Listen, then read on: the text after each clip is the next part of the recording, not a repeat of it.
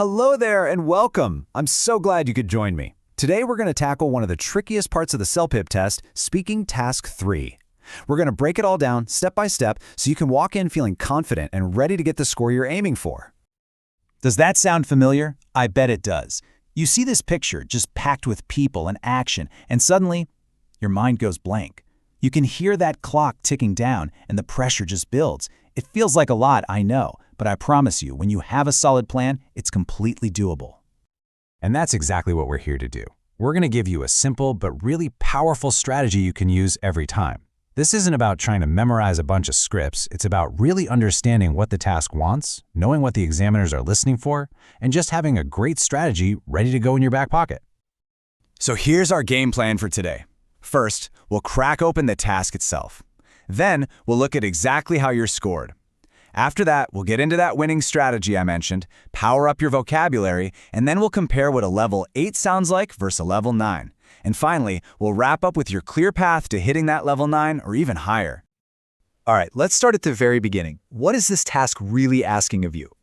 So take a look at these numbers. They are tight. You get just 30 seconds to prepare, which is barely enough time to even take a breath and look at the image. Then you've only got 60 seconds, 1 minute, to speak. And trust me, that minute flies by in the blink of an eye. This is exactly why having a strategy isn't just a nice idea, it's absolutely essential. You just don't have the time to try and figure things out as you go. So how do you make every second count?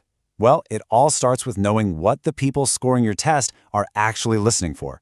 Your response is graded on 4 main things, which Celpip calls performance dimensions. Understanding these is kind of like getting a sneak peek at the grading sheet.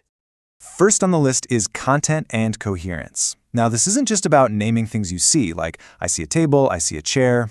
The examiners want to know, are your ideas organized? Do you move through the picture in a way that makes sense? Are you giving good details? The best way to think about it is like you're a tour guide.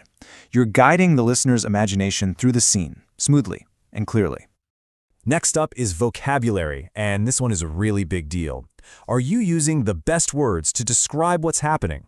Are your words specific? For example, instead of just saying, a man is doing something, could you say, a man is carefully arranging flowers, or a man is closely examining a product?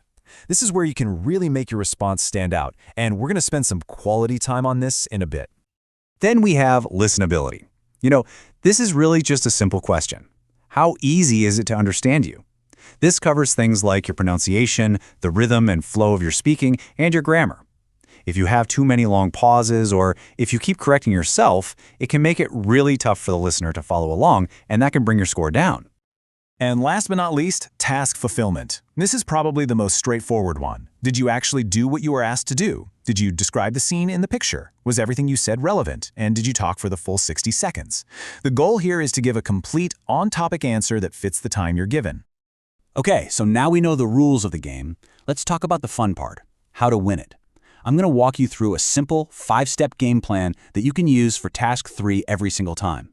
It'll help you make the most of that 30-second prep time and give a really well-structured, high-scoring answer.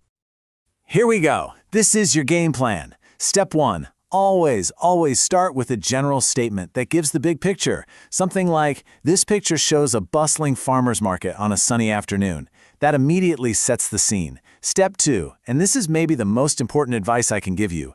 You only need to focus on some details. You cannot describe everything, and you shouldn't even try. Just pick 3 or 4 interesting things to talk about. Third, your job is to build a picture in the listener's mind. Use your words to help them see what you're seeing. Fourth, use descriptive words. This is where those amazing adjectives and adverbs become your secret weapon. Don't just say a woman is smiling, say a woman is smiling warmly. And finally, step 5, describe the people. What are they wearing? What are they doing? And if you can tell from their faces, how do they seem to be feeling? All right, now for my favorite part, the vocabulary power-up. I'm serious, this is the secret ingredient that takes a response from being pretty good, maybe a level 7 or 8, to being truly great, a level 9 or higher. Learning how to use descriptive language is what makes your response really come to life. I mean, just look at the difference here. A man is walking. Okay, that's true, but it's kind of boring, right? Now, a man is walking slowly and carefully. Suddenly, there's a story. Or look at the second one. The market is busy. Fine, but listen to this. The image vividly illustrates a vibrant city market bustling with life. Wow, words like vividly, vibrant, bustling, those are the kinds of words that paint a picture and get you top marks. And I really want to give credit where it's due here. These excellent examples and all the great vocabulary in this section come to us from Dena Farhadravesh. Dena is a Celpip tutor who is actually certified by Paragon, the people who make the test, and she teaches at Coma Group. Her expertise here is just fantastic for helping us understand what high-level language really sounds like. This is such a perfect example of how powerful words create a whole experience for the listener. Listen to this sentence from Dena. The overall impression is of a dynamic and culturally rich environment as people interact eagerly. Just listen to those word choices. Dynamic, culturally rich, interact eagerly. In just one sentence, she's not only describing the scene, she's also capturing its feeling, its atmosphere, and the mood of the people. This is exactly what those examiners are hoping to hear. And this is how you can put it into practice. Think of these as your vocabulary toolkit. Instead of just saying someone is focused, why not say they're intently focused? Instead of just happy, maybe they look genuinely happy. Are the clothes colored, or are they vibrantly colored? Is a shelf arranged, or is it neatly arranged? Getting comfortable with these kinds of combinations will make you sound so much more precise and natural on your test day. Okay, so we've covered the theory. Now let's see how it all works in the real world. We're going to compare what a level 8 response sounds like next to a level 9 response. This will really help make those scoring criteria we talked about earlier crystal clear. So let's break this down. A level 8 response might list a few things, but it doesn't really develop the ideas. A level 9 response, on the other hand, is much more organized and gives you specific details, like saying only one register is opened. With vocabulary, a level 8 might use pretty common words, but a level 9 uses more precise language, like cashier or picking up. And listenability, this is a huge one. A level 8 response often has those little hesitations and pauses that break up the flow. A level 9 response just sounds smooth and steady. It's those small but important differences in detail, vocabulary, and fluency that really push your score up. Wow, we have covered a lot today. So now let's bring everything together into a final checklist. These are the key things you should really focus on when you practice, so you can build up your skills and your confidence for the big day. Here it is, your roadmap to a fantastic score. Number 1, organize your ideas. Don't just jump all over the place, move through the scene in a logical way. Second, be precise with your vocabulary. Remember our Power Up section? Use those great adjectives and adverbs to really build a picture for the listener. Third, practice your fluency. A great way to do this is to record yourself and then listen back to find where you're pausing. The more you do it, the smoother you'll get. Fourth, try to use a little bit of complex grammar. It shows the examiner that you have really good control of the English language. And finally, manage your time.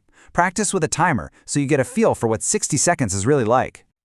So there you have it. You have the complete strategy and you have the tools. You know the task, you know how you're being scored, and you have a clear plan for those crucial seconds of prep time and speaking time. All that's left is to practice, so go find some busy pictures and start telling their stories. Thanks so much for joining me today, and I'm wishing you the very best of luck on your Celpip test.